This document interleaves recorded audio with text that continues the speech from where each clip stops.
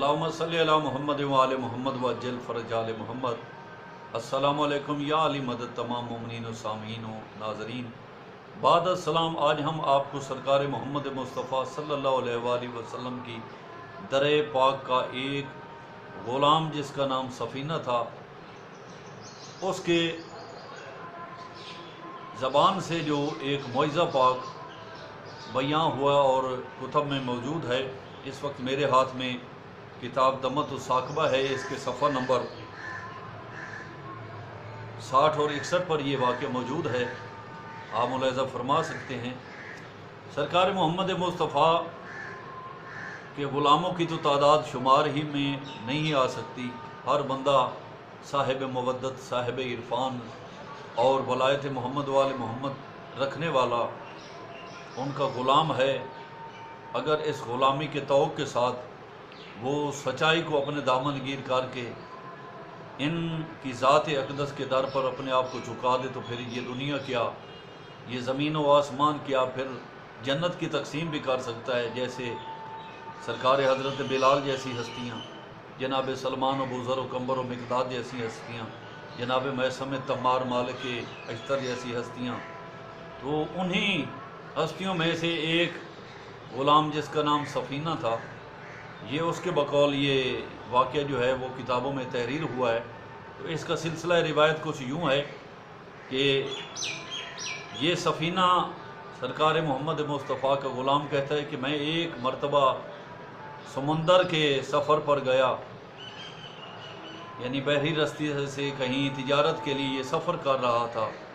तो क्या हुआ, समंदरी तूफ़ान की वजह से कश्ती टूट गई, और ये कहता है कि मैं उस टूटी हुई कश्ती के एक तख्ते को मैंने पकड़ लिया और उस तख्ते पर सवार हो गया। काफ़ी मैं समंदर के पानी पर तैरता रहा उस तख्ते के ज़रिए से। मैं काफ़ी थका आ रहा था उस तख्ते की वजह से और हवा के झोंकों से और समंदर की लहरों की वजह से। मुझे ये नहीं मालूम था कि मैं अब किस सिमत में चला गया हूँ, किस इलाका में चला गया हूँ। तो मैं किनारे पर पहुँचा तो मैं बेहोश था, थकावट की वजह से मैं गिर गया।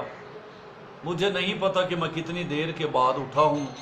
तो जब मैं उठा तो मैंने देखा कि अभी तक मेरे हवास जो हैं वो जारी नहीं हुए थे, मैं बिल्कुल रिलैक्स नहीं हुआ था, औसान अभी ख़ता थे। तो मैंने देखा कि मेरी आँखों की धुंधलाहट में मैंने देखा कि एक शेर जो है वो दहाड़े मारते तशरीफ़ ला रहा है। तो समंदर का जितना सफ़र था, थकावट थी, या वो तूफ़ान के जो मनाज़र मैंने देखे थे, और मैंने महसूस किया था कि अब मैं बचूंगा या नहीं बचूंगा, तो ज़िंदगी ने मुझ पर दोबारा एहसान किया और किनारे पर ला दिया मुझे। ज़िंदगी का तसलसल अभी जारी नहीं हुआ था, तो ये शहज़ादा साहब भी तशरीफ़ ला रहे थे। तो अब तो मुझे लाले पड़ गए और मैंने सोचा कि अब तो शायद उम्मीद नहीं कि मैं इस शेर से बचूंगा। बहरहाल मैंने दस्ते दुआ बुलंद किए और मैंने मालिक के कायनात से ये दुआ की कि परवरदिगारा, तुझे अपने हबीब, अपने प्यारे बरगुज़ीदा नबी जिसके सदक़े में तूने कायनात बनाई है, उस रसूल खुदा मोहम्मद मुस्तफ़ा सल्लल्लाहु अलैहि वसल्लम की अज़मत व हुर्मत का वास्ता, उसकी पाक रिसालत का वास्ता, उसकी पाक अहले बैत का वास्ता कि मैं उनका सच्चा ग़ुलाम हूँ, मुझे इस बला से जो है निजात दिला। तो आप सुनते रहते हैं मनकबतें, नातें, कसीदे पाक और मोहम्मद वाले मोहम्मद के जितने भी ये सनाखान हैं, अल्लाह पाक इनको सलामत रखे। कि ये सिर्फ सोच ये नहीं रखनी चाहिए कि मुर्दा का जो है वो कफन मैला नहीं होता। मुर्दा का इसलिए कफन मैला नहीं होता क्योंकि उसने सारी ज़िंदगी मोहम्मद वाले मोहम्मद की मवद्दत में, वलायत में, ग़ुलामी में गुजारी हुई थी। इसकी वजह से ये उसका कफन मैला नहीं होता। मोहम्मद के ग़ुलामों का कफन मैला नहीं होता। ये बिल्कुल सच और हक बात है।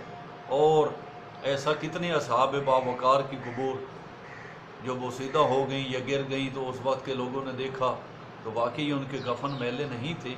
تو ہمیں بھی ان عظیم ہستیوں میں، ان عظیم اصحاب باوقار میں ان جیسا ایمان عطا فرمائے کہ ایسا ایمان جس کی تصدیق خود رسول پاک کریں کہ یہ میرا غلام ہے۔ اور غلامی کا مذہبی تاب ہے کہ جب رسول کہیں، ہم نہیں، رسول ریکمینڈ کریں، سند دیں کہ یہ میرا سچا غلام ہے، یہ میرا سچا دوست ہے، یہ میرا سچا چاہنے والا ہے، جو میرے لیے جان و مال قربان کرنے والا ہے۔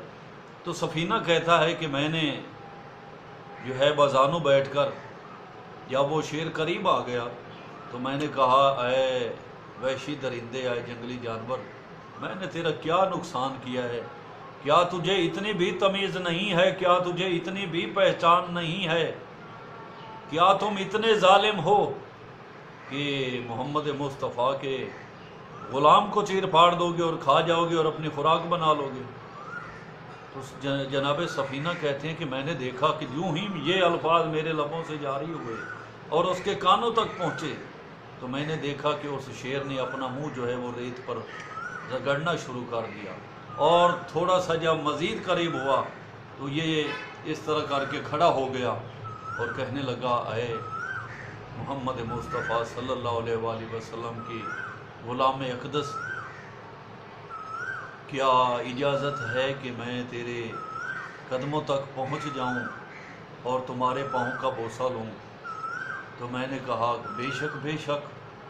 تو جناب سفینہ کہتے ہیں کہ وہ شیر میرے قریب آیا اور میرے پاؤں پر اپنا منہ رکھ کر، جیسے ہم سجدہ شکر میں اپنے چہرے کی یہ کروٹ تبدیل کرتے ہیں، وہ کروٹیں لے رہا تھا اور کہہ رہا تھا کہ اے اللہ کے نبی، مجھے معاف کرنا کہ میں نے گستاخی کی اور تیرے غلام کو نہ پہچانا، اور میں اس کے لیے ایک درد وحشت کے طور پر ظاہر ہوا، تو میرے گناہ معاف کر دینا۔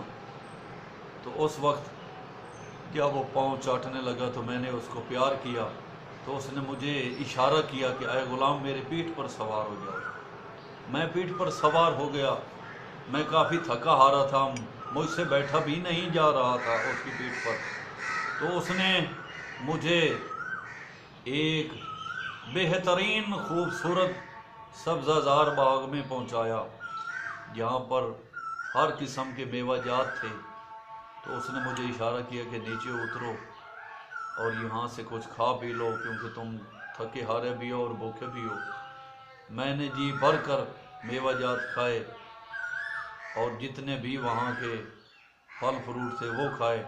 جب میں سیر ہو گیا تو میں نے کچھ پھول توڑے، کچھ پتے توڑے، اور اس کی میں نے ایک ٹوکری تیار کی تاکہ میں ایک نشانی کے طور پر جب واپس جاؤں اور اس زندگی کے ساتھ میرا جو وابستگی ہے، اور اس وابستگی میں جو میرے اوپر یہ محمد مصطفیٰ کی ذات پاک کا کرم ہوا ہے اور ایک معجزہ کے طور پر میں واپس جا رہا ہوں زندہ، تو یہ ٹوکری اور یہ پھل فروٹ اور اس شیر کا یہ واقعہ جو ہے میں اپنے دوستوں میں جا کر بیان کروں گا کہ آج اگر میں موجود ہوں تو سرکار محمد مصطفیٰ کے نام پاک کے صدقے کی وجہ سے موجود ہوں۔ تو میں نے ٹوکری میں پھل ڈالے، تو میں جب شیر کے پاس آیا تو اس شیر نے مجھے پھر اشارہ کیا کہ اے محمد مصطفیٰ کے برگزیدہ غلام، میری پیٹھ پر سوار ہو جاؤ تاکہ میں تجھے تمہاری منزل تک پہنچا دوں۔ تو میں سوار ہوا، شیر نے مجھے دوبارہ سمندر کے کنارے لایا اور میں نے نیچے اتر کر دیکھا تو دور سے ایک بحری جہاز نظر آیا۔ تو میں نے ان کو آواز دی، وہ کافی دور تھے لیکن سرکار محمد مصطفیٰ کی ذات پاک کے صدقے میں اور ان کے نظر و کرم سے اور ان کے فضل و کرم کی وجہ سے میری آواز ان تک پہنچی۔ تو انہوں نے مجھ سے دور سے پوچھا کہ اے بندہ خدا، ہم تو تیرے پاس اس لیے نہیں آ رہے اور ہم پریشان ہیں اور حیران ہیں کہ تو شیر کی سواری کر رہا ہے، تو انسان نہیں تو جن ہے۔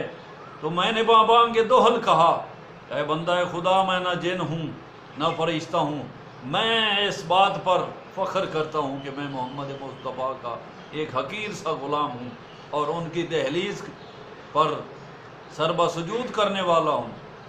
تو اس وقت انہوں نے ایک چھوٹی سی کشتی وہاں سے اتاری اور نیچے پانی میں چھوڑی، وہ کشتی مجھ تک پہنچی اور میں اس میں سوار ہوا، اور سوار ہو کر جب مدینہ پہنچا تو سرکار محمد مصطفیٰ مسجد نبوی میں خطبہ توحید بیان کر رہے تھے۔ میں یوں ہی اندر گزرا تو سرکار محمد مصطفیٰ صلی اللہ علیہ وآلہ وسلم مسکرائے، اور اصحاب باوقار جن کا غفیر مجمع تھا ان میں یہ بلند آواز سے کہنے لگے کہ اے اصحاب باوقار، آج جو غلام میں سفینہ سے ہوا ہے اس کا واقعہ پوچھو کہ جس صدقے سے اس نے آج زندگی کی نجات پائی ہے، کاش وہ میرے نام کے صدقے سے اس مالک کائنات کے حضور یہ سوال کرتا کہ اے پروردگار عالم، میرے لیے آسمان و زمین کے رستے کھول دو، میرے لیے خزانوں کی بوچھاڑ کر دو، بارش کر دو، تو اللہ پاک کی ذات یہ انعام بھی اس کو دیتا۔ تو جناب سفینہ کہتے کہ میں حیران ہوا، تو سرکار محمد مصطفیٰ کہنے لگے حیران ہونے کی کوئی بات نہیں، میں اس وقت اتنا ہی قریب تھا جس طرح کہ تیری شہرت تیرے جسم کے قریب ہے۔ تو مالک کائنات ہمیں اس غلام سفینہ جیسی عقیدت عطا فرمائے، اور اس دنیا و آخرت کے اجر و ثواب کا ہم اس وقت ہمیں پتہ چلے گا کہ ہم کس طرح محروم ہو گئے، تو ہم مایوسی و محرومی سے چھٹکارا حاصل کریں اور نیک سیرت اور کلمت و تقوی کے اظہار کے ساتھ اس در عظیم کے سچے غلام بن جائے، تو پھر ہمارے کیا کہنے۔ مالک کائنات محمد و آل محمد کی عظمتوں کے صدقے میں، حرمتوں کے صدقے میں، بلکہ میں تو یہ کہوں گا کہ سردار ائمہ طاہرین علیہم الصلاۃ والسلام کی نالین پاک کے نیچے سے نکلنے والی یا رہنے والی اس مٹی کے صدقے میں ہمارے گناہان صغائر و کبائر معاف فرمائے، آمین ثم آمین بحق محمد و آل الطاہرین۔ ہمارے اس ذکر کو جو ہم نے محمد و آل محمد کی ذات پاک کے لیے کیا ہے مولا قبول فرمائے، ہمیں معرفت مبدت و ولایت سے مزید سرفراز فرمائے۔ ہمارے اس علمی تذکرے کو اگر آپ نے پسند کیا ہو تو لائک کریں، کمنٹس کریں، اور ہمارے چینل کو سبسکرائب کریں تاکہ ہم آپ کو مزید مبدت بھرے ایسے بہت سے واقعات پیش کر سکیں جس سے آپ عقیدتاً محظوظ ہو سکیں۔ مالک کائنات ہماری توفیقات کاملہ میں اضافہ فرمائے، ہماری حاجات دینی و دنیاوی پوری فرمائے، اور ہمیں محمد و آل محمد کی دہلیز اقدس کا سچا غلام بنائے، آمین ثم آمین، والسلام، اللہ حافظ۔